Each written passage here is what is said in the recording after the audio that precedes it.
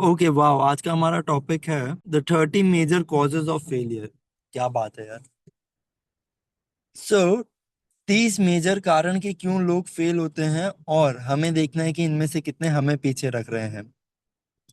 जिंदगी की सबसे बड़ी ट्रेजेडी जो लोगों के साथ कोशिश करते हैं और फिर भी फेल हो जाते हैं। ट्रेजेडी इस चीज के अंदर है कि ज्यादातर लोग जो फेल होते हैं वो बहुत ज्यादा होते हैं कंपेयर टू लोग जो सक्सीड होते हैं। इतने सारे लोग अगर ट्राई कर रहे हैं, फिर भी इतने कम लोग ही सक्सीड हो पा रहे हैं, ज्यादातर लोग फेल हो जाते हैं। ऑथर को प्रिविलेज मिला कि वो हजारों ऐसे लोगों को इंटरव्यू कर पाए कि जिन्हें लोग फेलियर कहते थे। देखो, कुछ तो बहुत ही ज्यादा गलत है हमारे एजुकेशन सिस्टम के अंदर, जिसके अंदर 98% लोग जो हैं वो फेलियर हो जाते हैं लाइफ के एंड तक। लेकिन ऑथर ने ये बुक इस पर्पस से नहीं लिखी है कि हम लोग राइट और रॉन्ग के ऊपर बात करें। ऑथर का एनालिसिस ये प्रूव करता है कि फेलियर के 30 मेजर कारण हैं और 13 मेजर प्रिंसिपल है जिससे लोग बहुत सारा धन इकट्ठा कर सकते हैं। इस चैप्टर के अंदर एक डिस्क्रिप्शन दिया हुआ है क्या वो 30 कारण हैं। जैसे जैसे हम लोग लिस्ट पढ़ेंगे, आपको देखना है पॉइंट बाय पॉइंट, ये डिस्कवर करने के लिए कि इनमें से कितने रीजंस ऐसे हैं जो आपके और आपकी सक्सेस के बीच में है। तो सबसे पहला, अनफेवरेबल हेरिडेटरी बैकग्राउंड। मतलब कि मेरे बैकग्राउंड में, मेरी हेरिडिटी में ही ऐसा है। कुछ भी आपके साथ खराब हो तो बोले मेरी हेरिडिटी में ही ऐसा। यहाँ पे बहुत ही कम किया जा सकता है उन लोगों के लिए जो पैदा ही डेफिशिएंसी इन ब्रेन पावर की वजह से हुआ है। मतलब उन लोगों का दिमाग जो है वो बढ़ा ही नहीं है पैदा होने के साथ ही। लेकिन ये फिलॉसफी है, इसके अंदर एक वीकनेस है, और उस वीकनेस को पूरा किया जा सकता है मास्टर माइंड के थ्रू। आपको ध्यान देना होगा कि सबसे बड़ी एक यही फेलियर की गलती हो जाती है कि आपको लगता है कि चीजें करेक्ट ही नहीं की जा सकती है। ऑथर ने अपने, मुझे अभी याद आया, ऑथर ने अपने बेटे का एग्जाम्पल दिया था। वो सुन नहीं सकता था जब पैदा हुआ था, फिर भी उसने वो बिलीफ रखा, एंड लास्ट के अंदर भले ही हियरिंग एड के थ्रू ही वो उस टाइम पे इन्वेंट हुआ, बट पॉइंट बीइंग वो सुन पाया। तो सबसे पहला कि अगर बचपन से आपने ठान लिया कि आपके साथ नहीं होगा आपका, तो ये एक रीजन हो जाता है। सेकंड, वेल डिफाइंड पर्पस नहीं होना लाइफ के अंदर। देखो, सक्सेस की होप उस पर्सन से की ही नहीं जा सकती है जिसका एक सेंट्रल पर्पस नहीं हो, डेफिनेट गोल नहीं हो जिसपे वो एम कर रहा हो।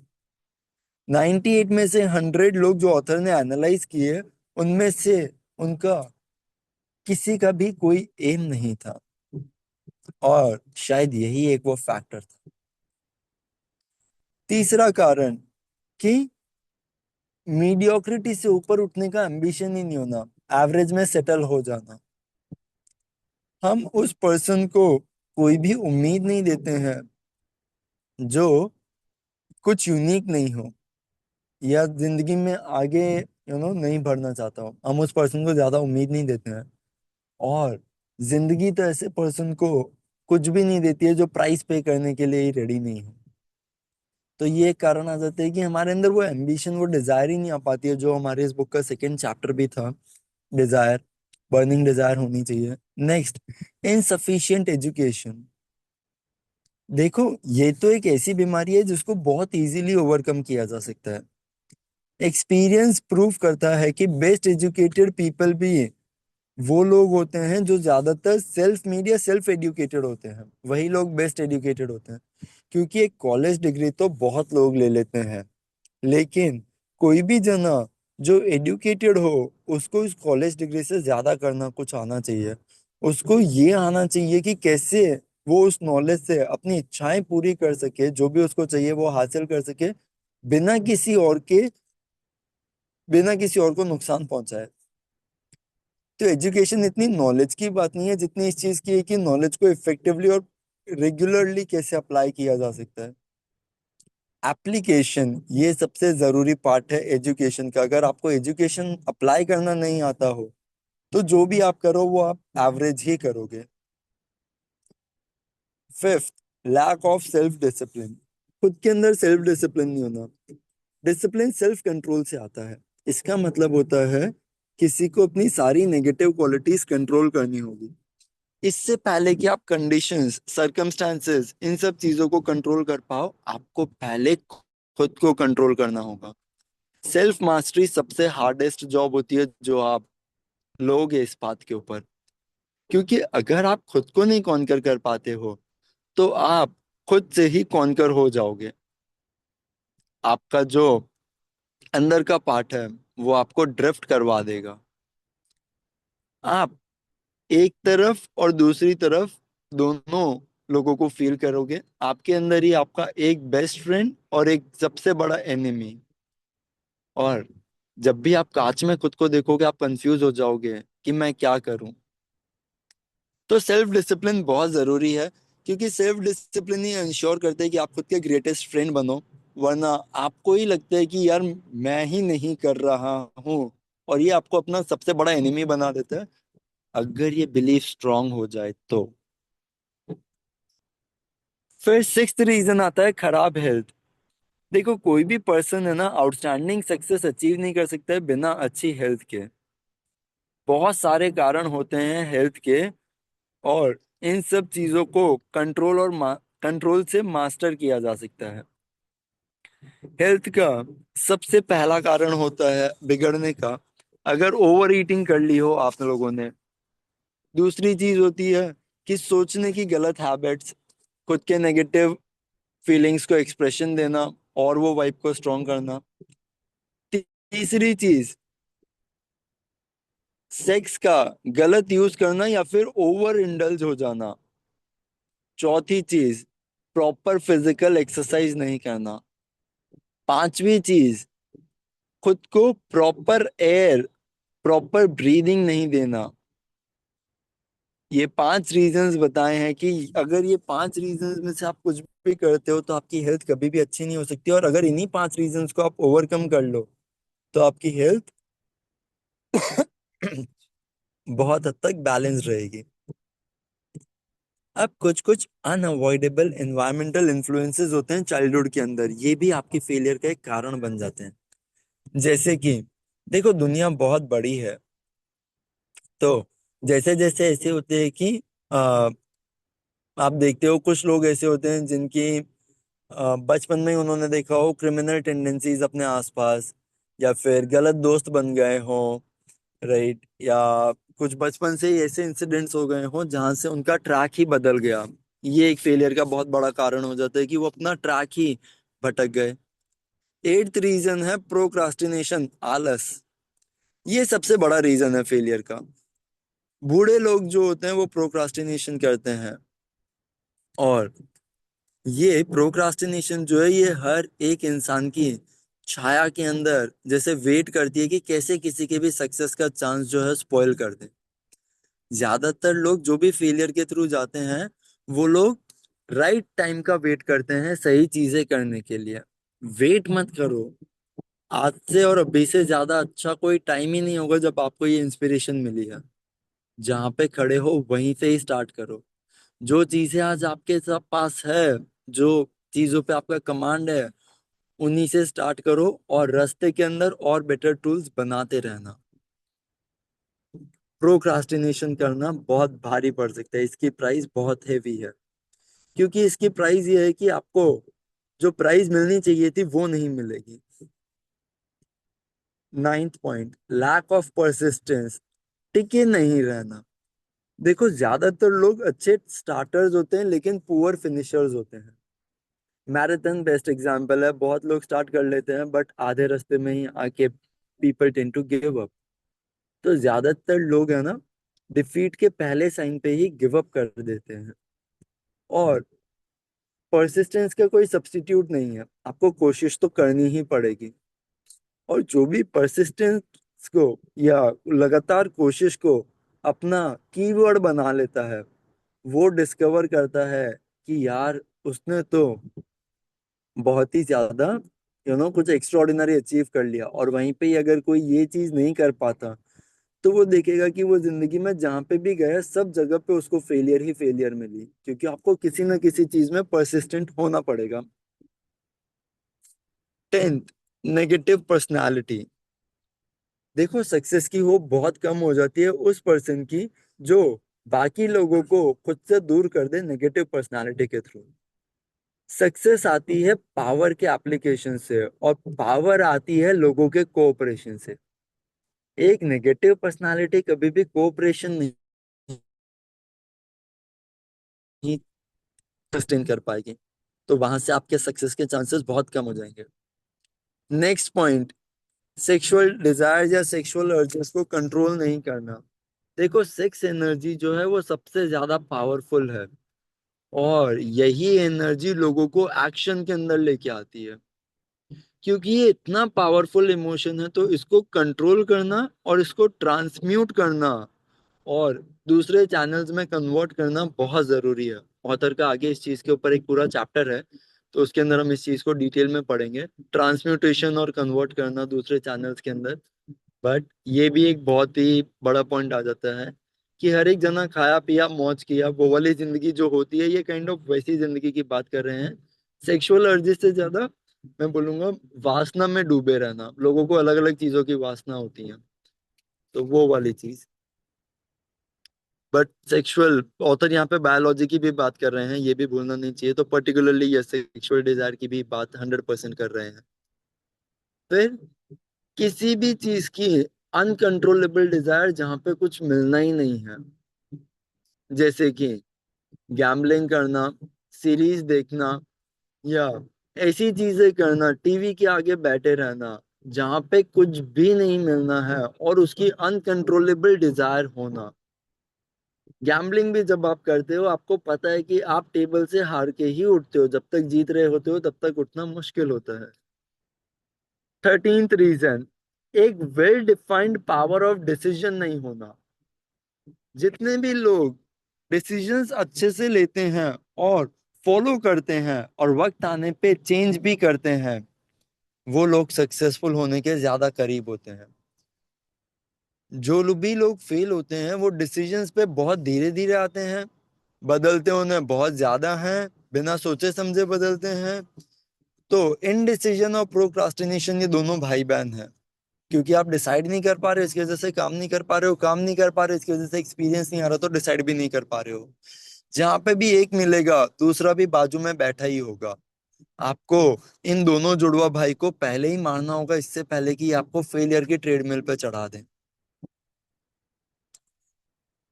6 प्रकार के फियर होना, ऑथर बता रहे हैं, किसी भी 6 टाइप ऑफ फियर में से एक होना। अब ये फियर्स जो हैं ये आगे के एक चैप्टर में आने वाले हैं। आपको इन फियर्स को कॉन्कर करना होगा, इससे पहले कि आप अपनी सर्विसेज बहुत अच्छे से दे पाए लोगों को। फिर एक और बड़ा रीजन कि लोग सक्सेसफुल क्यों नहीं हो पाते हैं, गलत पार्टनर चुन लेना मैरिज के अंदर। ये भी एक बहुत कॉमन कॉज ऑफ फेलियर है। देखो, शादी का जो रिश्ता है ना, वो सबसे ज्यादा इंटीमेट रिश्ता है।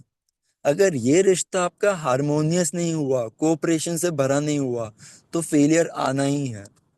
और ऊपर से ये फेलियर ऐसा होगा जिसके अंदर दुख भी होगा और उदासी भी होगी, जो कि आपके पूरे एम्बिशन के साइन को ही मार देगी।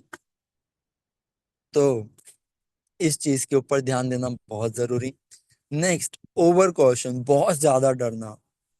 जो भी पर्सन चांसेस नहीं लेता है, जो भी पर्सन चेंज नहीं करना चाहता है, जो भी पर्सन जो भी मिला उसी के साथ खुश रहता है, ऐसे लोग ऐसे होते हैं कि ये लोग ओवर कॉशन होते हैं।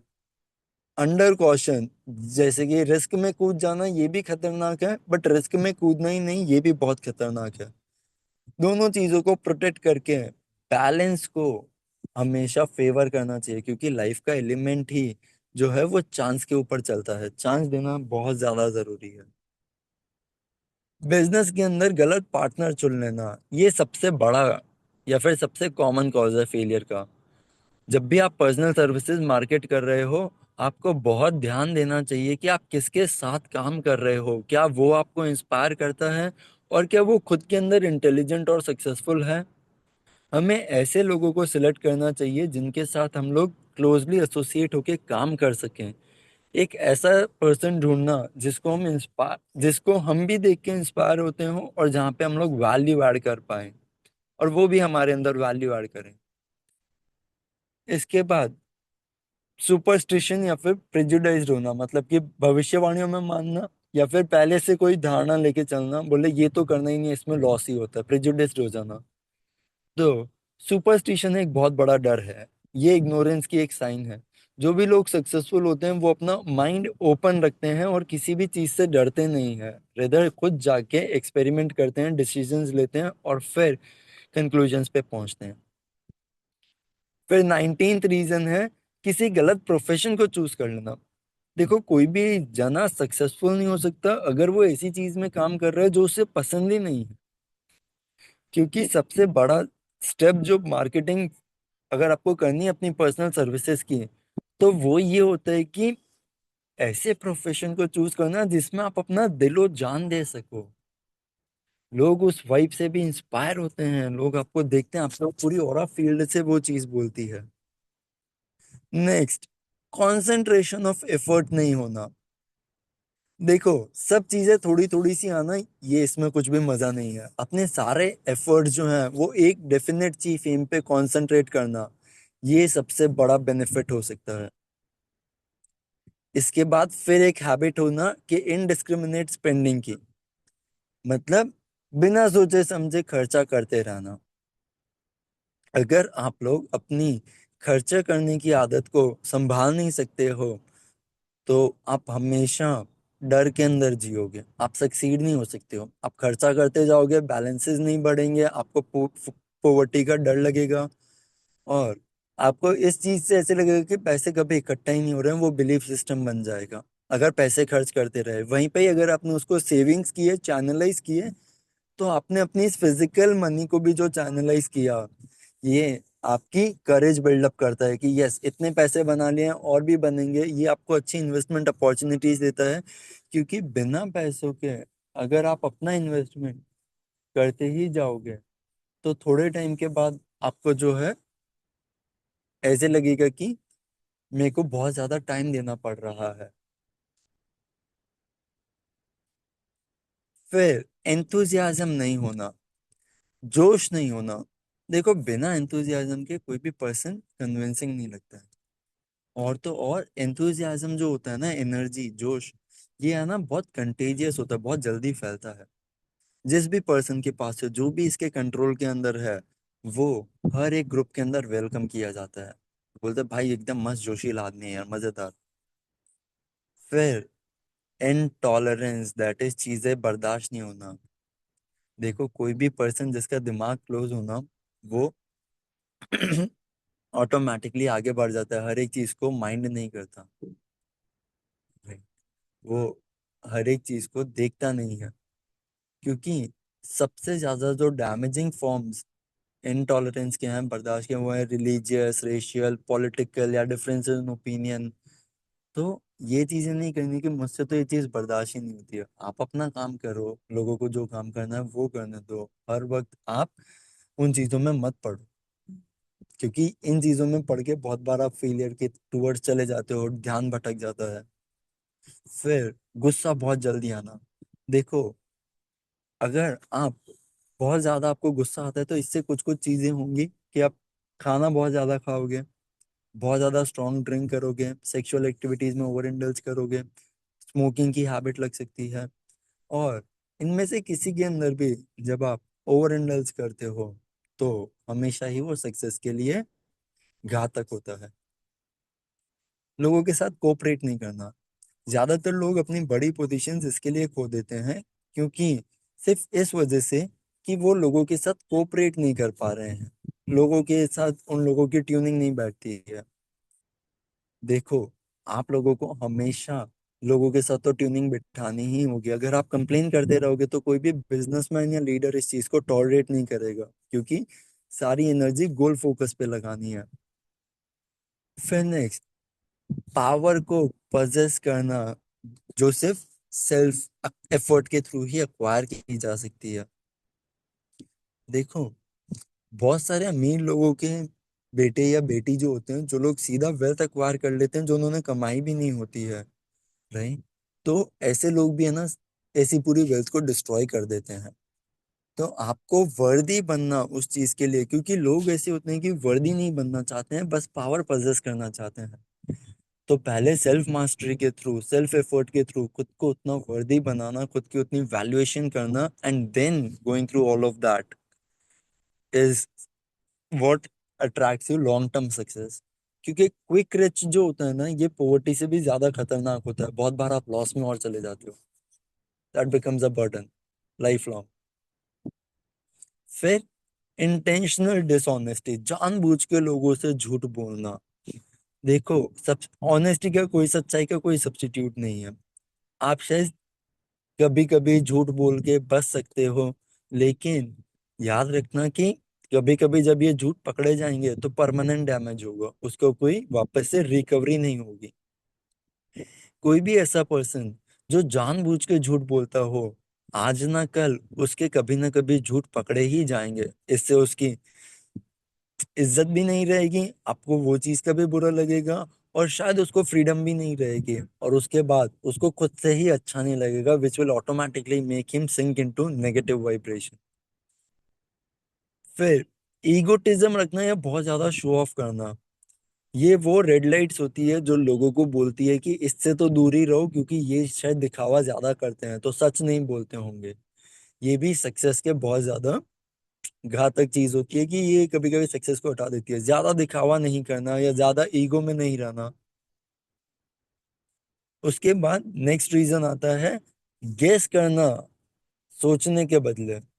देखो, ज्यादातर लोग जो होते हैं ना, वो फैक्ट्स के ऊपर नहीं चलते हैं एक्यूरेटली सोचने के लिए। वो अपने हिसाब से गेस वर्क करते हैं। वो लोगों के ओपिनियन या उनके जो स्नैप जजमेंट्स हैं खुद के हिसाब से, उसके हिसाब से चलते रहते हैं। बट नहीं, आपको इंस्टेड फैक्ट्स के ऊपर चलना चाहिए। लोगों से जाके मिलके वहां से डेटा कलेक्ट करो। दूसरे जो आर्टिकल्स हैं, जो भी पब्लिशिंग हाउसेज हैं, जहां से भी डेटा मिले, collect the data and then work.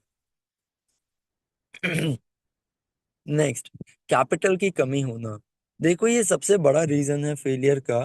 क्योंकि जो भी लोग बिजनेस स्टार्ट करते हैं पहली बार, राइट, उनके पास सफिशिएंट रिजर्व्स ऑफ कैपिटल ही नहीं होते हैं कि वो अपनी मिस्टेक्स को, या जो उन लोगों ने गलतियां की हैं, उन लोगों का सदमा सहन कर सकें। उन लोगों को इंस्टेंटली शट डाउन करना पड़ता है अपना बिजनेस, इससे पहले कि वो लोग कुछ कर भी पाते, रेपुटेशन बनाते या प्रॉफिट अर्न कर पाते। इससे पहले quickly they have to shut down their business, क्योंकि कैपिटल नहीं था उन लोगों के पास। और इसी के अंदर कोई भी वो कारण नहीं, वो सारे कारण आ सकते हैं जो आपके पर्सनल आपने अपने मन में बना रखे हैं, जिसकी वजह से आप सक्सेसफुल नहीं हो पा रहे हो। क्या बात है यार, बहुत ही ज्यादा। ओ, थोड़ा सा ही बचा है। Okay, we can complete. ये 30 मेजर कॉजेज जो थे फेलियर के, इसके अंदर लाइफ की ट्रेजेडी का डिस्क्रिप्शन था।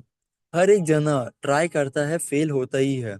लेकिन ये जानना बहुत हेल्पफुल होगा कि अगर आप इस लिस्ट से जाओ और एक एक करके इन 30 कारणों को एनालाइज करो, धीरे धीरे करके आप हटाने लगो इन्हें, और आप देखोगे कि आप सक्सेस के अलावा कहीं और पहुंच ही नहीं सकते हो। सबसे बड़ी जो चीज होती है वो होती है इंसान खुद को जाने। अगर आपको अपनी सर्विसेज अच्छे से मार्केट करनी है, तो आपको प्रोडक्ट को तो जानना ही होगा। आपका सबसे पहला प्रोडक्ट है आप खुद। आपको अपनी वीकनेस, अपनी स्ट्रेंथ, इन सब चीजों को जान के उन सब चीजों को अच्छे से यूटिलाइज करना होगा। आपको वीकनेसेस को या तो एलिमिनेट करना होगा, या फिर अपनी स्ट्रेंथ के साथ उन्हें ब्रिज करना होगा। आपको जानना होगा कि आप क्या कर सकते हो ऐसा, जिससे आपकी सर्विसेज बहुत क्विकली सेल हो पाए। और ये आप खुद को तभी कर पाओगे जब आप खुद का एक्यूरेट एनालिसिस करो।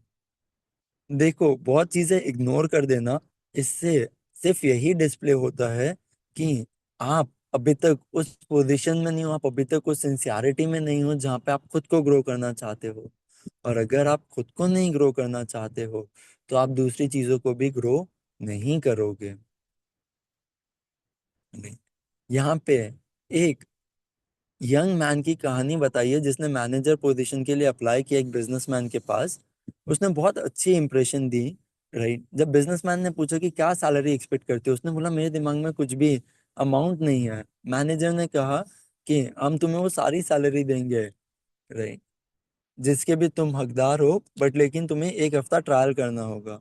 उसने कहा मैं ये नहीं एक्सेप्ट करूंगा, क्योंकि मैं क्योंकि मैं जहाँ पे अभी एम्प्लॉयड हूँ वहां पे मुझे इससे ज्यादा मिल रहा है। इससे पहले कि आप रीएडजस्टमेंट की बात भी करो अपने प्रेजेंट पोजीशन के अंदर या कहीं और भी, पहले ये तो श्योर हो जाओ कि क्या आप वर्थ इट हो उससे ज्यादा हासिल करने के। देखो, ये एक चीज होती है कि पैसा ज्यादा चाहिए, हर एक जने को चाहिए, लेकिन ये टोटली अलग चीज होती है कि आप काबिल बनो। बहुत लोग ऐसा समझते हैं कि सिर्फ उनकी इच्छा है तो इसकी वजह से उन्हें ज्यादा मिलेगा। नहीं, आपके फाइनेंशियल रिक्वायरमेंट या आपकी इच्छा, इसका कोई भी लेना देना नहीं है कि आप काबिल किस चीज के हो। आपकी वैल्यू टोटली डिफरेंट वे में इस्टेब्लिश होती है कि आप कितनी यूजफुल सर्विसेज दे पाते हो अपनी कैपेसिटी के अंदर। वाह, बहुत ही प्यारा चैप्टर। आ जाते हैं सब लोग मनी मुद्रा के अंदर, और आराम से पहले 3 गहरी सांसें।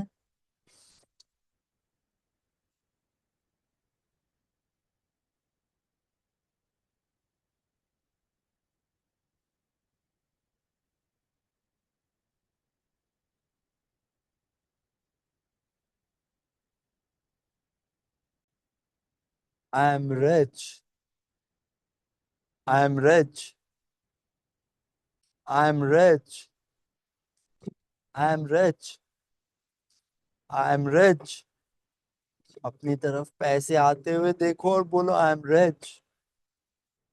अपनी वो सर्विसेज प्रोवाइड करते हुए खुद को देखो और बोलो आई एम रिच। अपनी वो वैल्यू एड ऑन करते हुए देखो कि आप वैल्यू एड ऑन कर रहे हो जहां पे भी जा रहे हो। I am rich, I am rich, I am rich. और खुद को बहुत हैप्पी और फील करो कि यस यार, बहुत रिच हूँ, भगवान का दिया हुआ बहुत कुछ है, thank you, I am rich, I am rich, thank you, thank you, thank you, I am rich, thank you. And इसी के साथ जय श्री कृष्णा।